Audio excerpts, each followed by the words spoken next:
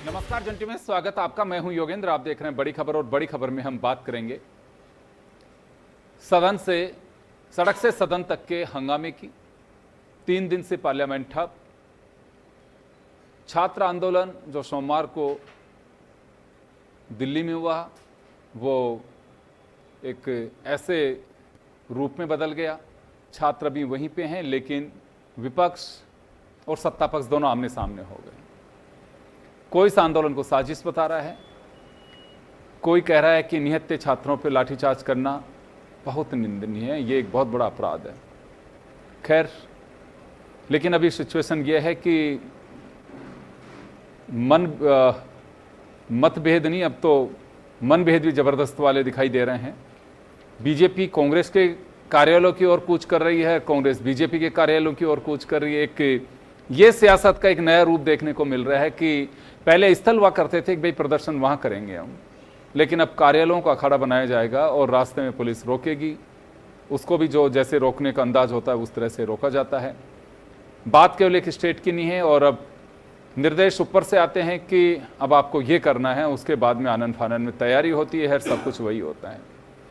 NEET का मुद्दा, छात्र आंदोलन, ये साइड में हो गया, लेकिन अब टकराव की स्थिति यह बन गई है कि एक पक्ष चाहता है कि हम विपक्ष के कहने से कार्रवाई क्यों करें। विपक्ष इस बात को लेकर के अड़ता है कि हम विपक्ष में हैं, ये कार्रवाई होनी चाहिए।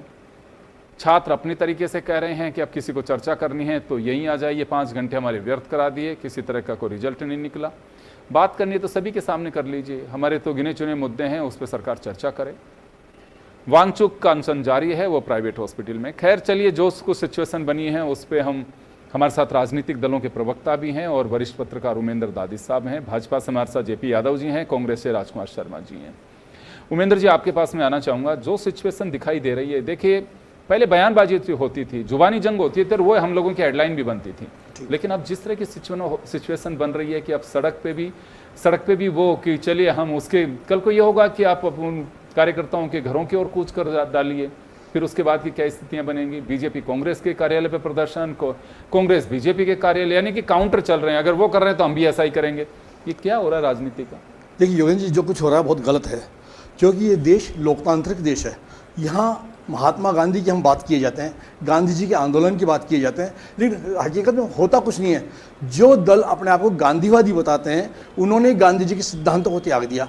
अब ये मैं देखता हूँ कि शायद अराजकता में पॉलिटिक्स की संजीवनी ढूंढी जा रही है। ये सब चीज़ें ठीक नहीं है। कुल मिला के देश की जनता को इन सभी दलों को जवाब देना होगा। हाँ, नीट का जो मुद्दा था, मैं भी इसके पक्ष में हूँ कि नीट की जो एक परीक्षा में गड़बड़ हुई, ठीक है इसका एक, लेकिन जो मुद्दा है वो अन्य चीज़ों में भटक गया। इसमें जो सब चीज़ें हैं, राजनीतिक दलों ने इसको बुनाने में कोई कमी नहीं छोड़ी। हाँ, यह है कि कल जिस प्रकार से राहुल गांधी जी इतने बड़े नेता हैं, विपक्ष के नेता हैं, प्रधानमंत्री निवास के सामने जाके उनका धरना देना, यह भी एक प्रश्न चिन्ह लगाता है। भाई, दिल्ली में धरना देने की एक स्थान तय हुआ है, आपको धरना देना चाहिए, जाइए आप उनके जो आंदोलन चल रहा है जंतर मंतर, उसमें शामिल हो जाते। लेकिन हम इस प्रकार की स्थिति बनाए कि सरकार को कड़े कदम उठाने पड़े। फिर उसके बाद जो फोटो चलती है टांगा टोली की हुई, सब कुछ की, आप उनको मतलब कई दफे ऐसे लगता है कि मैं ये मानता हूं कि न तो मोरल सत्ता पक्ष का रहा और न विपक्ष का रहा, दोनों ही देखते हैं किस प्रकार की हम लोगों को पब्लिसिटी मिले। यानी हाँ, इसमें एक बात अवश्य है कि सत्ता पक्ष को बातचीत का रास्ता कभी बंद नहीं करना चाहिए, बातचीत करनी चाहिए। उनको कहना चाहिए था भाई आपकी क्या मांग है, क्या है। किसी भी एक प्रतिनिधि मंडल को भेजा जा सकता था, कोई आवश्यक नहीं है कि मंत्री जाए। आप संगठन के लेवल पे या किसी भी अन्य को बना के, किसी भी 2-5 लोगों की कमेटी बना के कहते हैं ये कमेटी से बात करेगी। इस कमेटी से बातचीत होने के बाद में जो निकलेगा वो हम सत्ता पक्ष के जो सरकार में मुखिया है उनसे बातचीत की जाए। लेकिन कहीं कहीं जो अड़ामेंट वाली स्थिति हो रही है ना, ये लोकतंत्र के लिए ठीक नहीं है। अब मैंने जहां तक देखा है, आपके चैनल के माध्यम से, अन्य चैनलों के माध्यम से देखा है कि ये जिस दिन धरना हुआ दिल्ली लोकसभा पे, पार्लियामेंट पे जो प्रदर्शन था, उस दिन गए, नड्डा जी से बातचीत हुई, लेकिन नड्डा जी के पास आप जाते हो तो आपको एक ज्ञापन लेके नहीं जाते हो, किस प्रकार की बातें होनी चाहिए। गए 2.5-3 घंटे आपने उसमें बिगाड़ दिए। भाई, हम यदि कहीं भी जाते हैं तो एक ज्ञापन लेके जाते हैं, एक मांग पत्र लेके जाते हैं, उसकी भाई हमारी ये मांग है। अब बात यह है कि आपकी मुख्य मांग थी नीट की।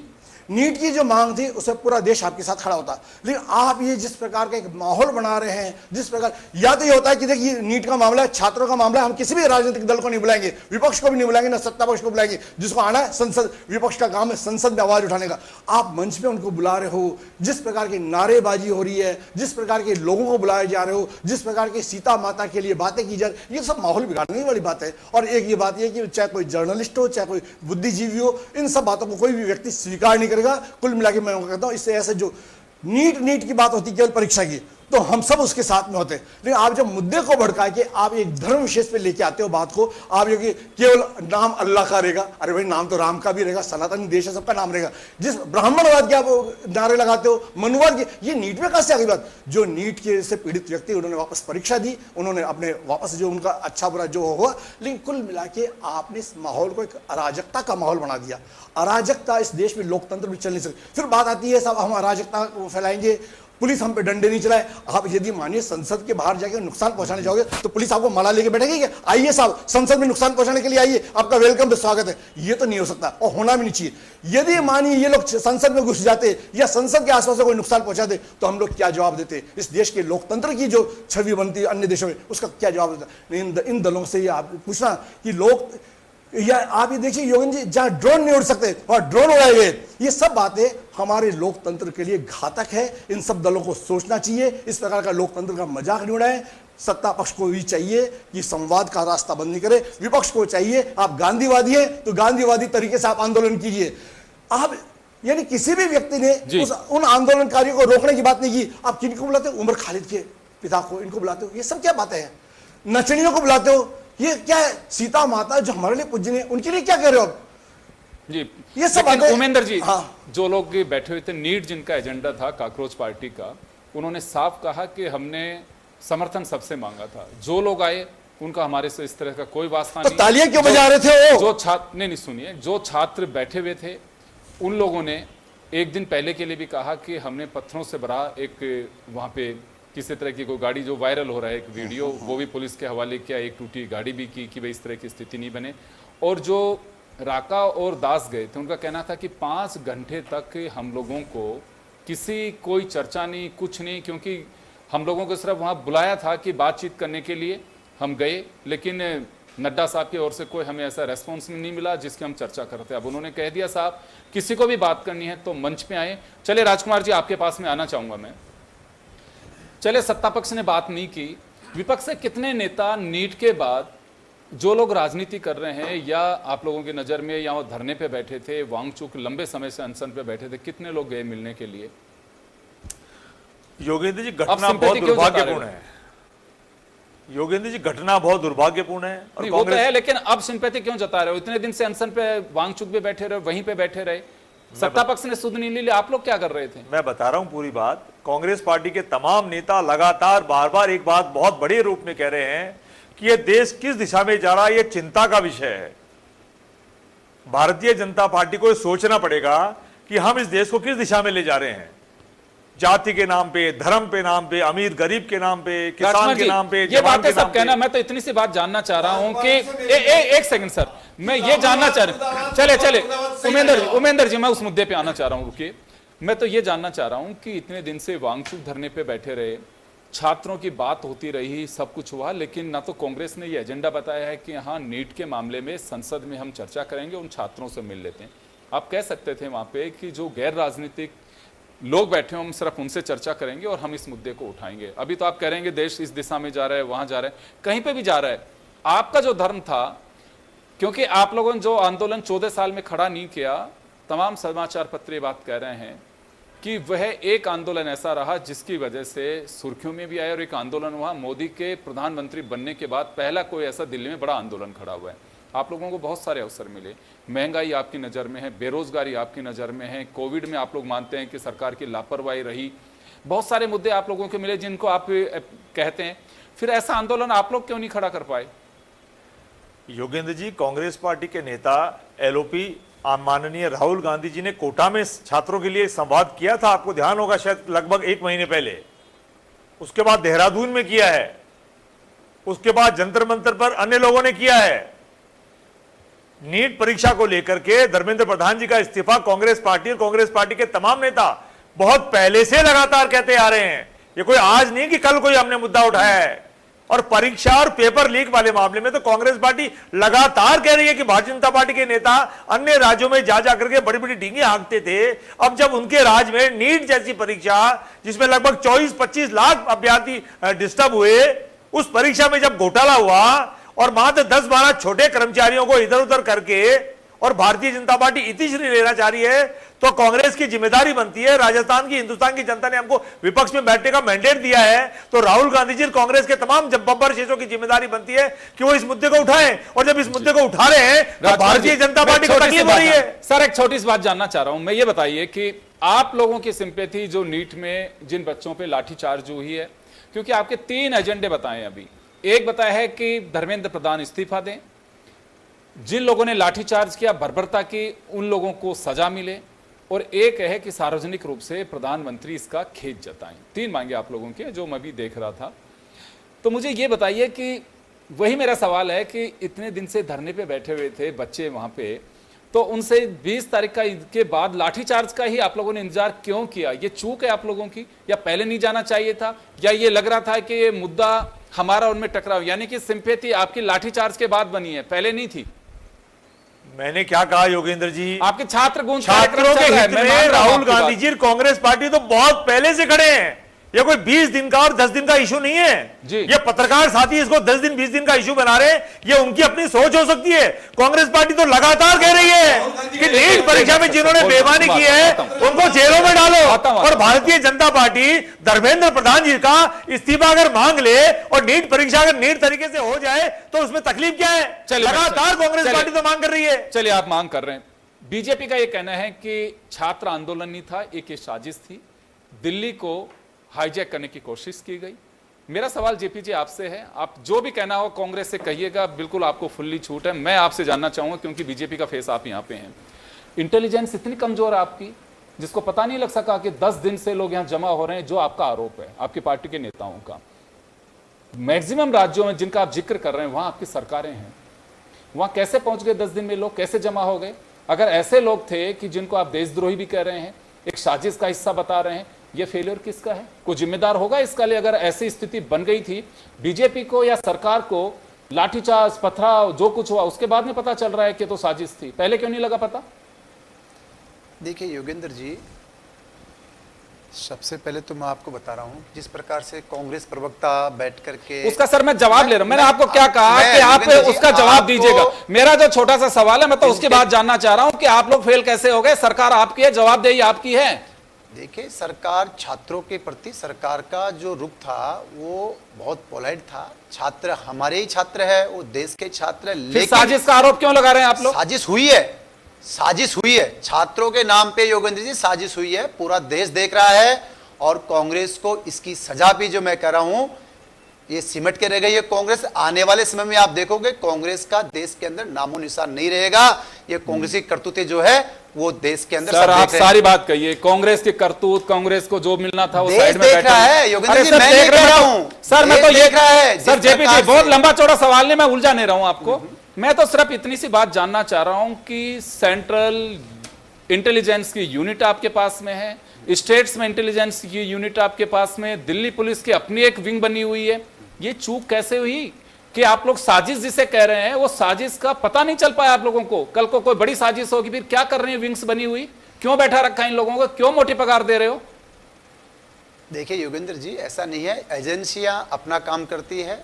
और राहुल गांधी का तो जो योजना थी वो इस देश में, दिल्ली में बहुत बड़ी है, तो वो चाहते थे कि लोग मरे, यहाँ पे लोग मरे, यहाँ आगजनी हो यहाँ पे।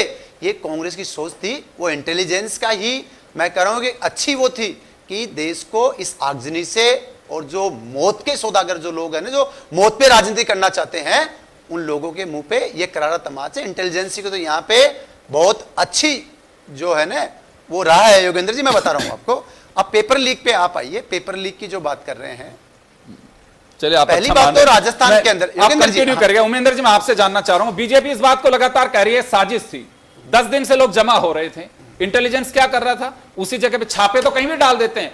पैसा तो दिख जाता है लोगों के पास में, ईडी चली जाती है, सीबीआई चली जाती है, इनकम टैक्स चला जाता है। साजिश करने वाले नहीं पता लग पाए कि कहां साजिश रच रही है, उनको वहीं पकड़ना चाहिए था। देश के सामने बेनकाब करना चाहिए था कि कल होने वाले आंदोलन में यह साजिश रची जा रही है। क्या कर रहे थे, कहां चली गई दिल्ली पुलिस? बिल्कुल योगेन जी, इस बात के लिए मैं आपकी बात से सहमत हूँ। जो इनको इंटेलिजेंस पे कैसे इनकी चूक हुई इसके लिए जांच होनी चाहिए। लेकिन सब बात यह है कि इतनी बड़ी घटना होने के बाद में हम ये कहे जाए ऐसा हुआ वैसा हुआ, इस घटना को पहले भी रोका जा सकता था। आपके पास प्रशासन है, सब कुछ है, साधन है, आपकी बात बिल्कुल सत्य है। लेकिन साथ साथ में ये इनका इतना बड़ा नेटवर्क है। इस प्रकार की घटना यदि होती है, हमें साजिश का मालूम नहीं चलता है, तो देश के लिए और आम लोगों के लिए ये बीजेपी या सरकार का विषय नहीं है, ये विषय पूरे देश का है। हम सब लोग भी उससे जुड़े हैं। एक आदमी, आप एक पार्टी के कार्यकर्ता बाद में इस समाज में पहले पैदा हुए हैं आप, शायद हो सकता है उस समय बीजेपी भी नहीं बनी होगी। तो ये बड़ा विषय है। कह देने भर से साजिश रची गई, ये छोटी बात नहीं है। साजिश करता वालों को बेनकाब करना चाहिए। बेनकाब हो रहे हैं योगेंद्र जी। आप मेरी बात सुनिए, मैं वो कह रहा हूं आपको, आप एक बार बात सुनिए। जो पेपर लीक की आप बात कर रहे हो, पहली बात तो नीट का पेपर लीक हुआ, ये सबसे पहले ये बात किसने कही कि पेपर लीक हुआ है? ये उस एजेंसी ने कही जिसने एग्जाम करवाया। एनटीए ने माना कि पेपर लीक हुआ है, सबसे पहले।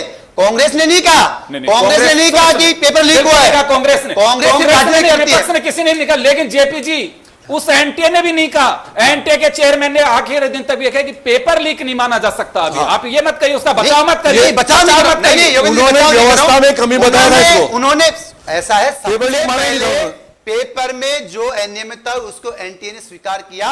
बाद में जब उसकी जांच हुई, उन्होंने माना पेपर लीक हुआ है। आप सरकार की संवेदनशीलता देखिए। आप एक बार 3 मई को एग्जाम हुआ, जैसे ही पता चला कि पेपर लीक हुआ है, 12 मई को एनटीए ने निर्णय लिया इस पेपर को रद्द करने का, बिना किसी के दबाव के, कि छात्रों के साथ में जो छात्र है उनके साथ में अन्याय नहीं होना चाहिए। राजकुमार जी सुनिए आप एक बार, राजकुमार जी सुनिए आप एक बार, आप बीच में बोलिए, जेपी को पूरी बात पेपर लीक पे क्या बात करोगे?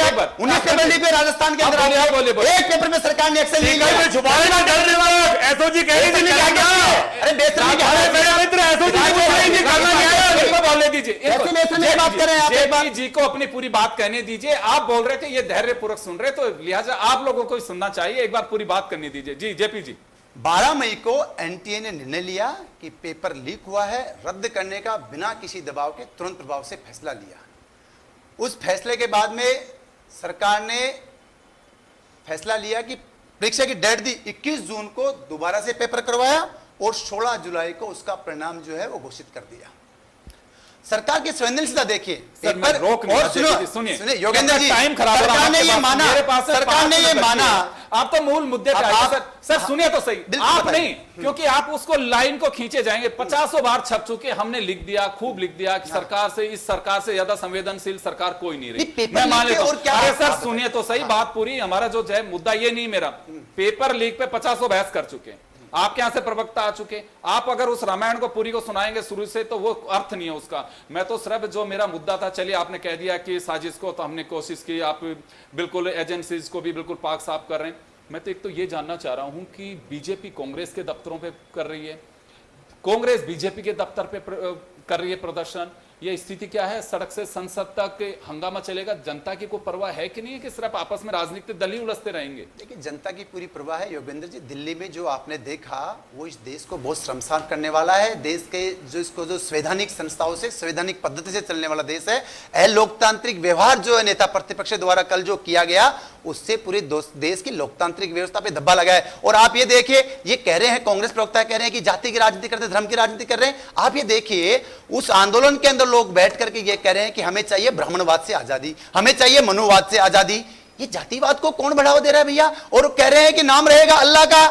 ये क्या है इस देश के अंदर? और मैं कांग्रेस प्रवक्ता से पूछना चाहता हूं, इस देश में जाति और धर्म की राजनीति सबसे पहले कांग्रेस ने की। अरे आपने देश का बंटवारा धर्म के आधार पर कर दिया। आपने देश का बंटवारा जब किया, धर्म के आधार पर बंटवारा किया आपने।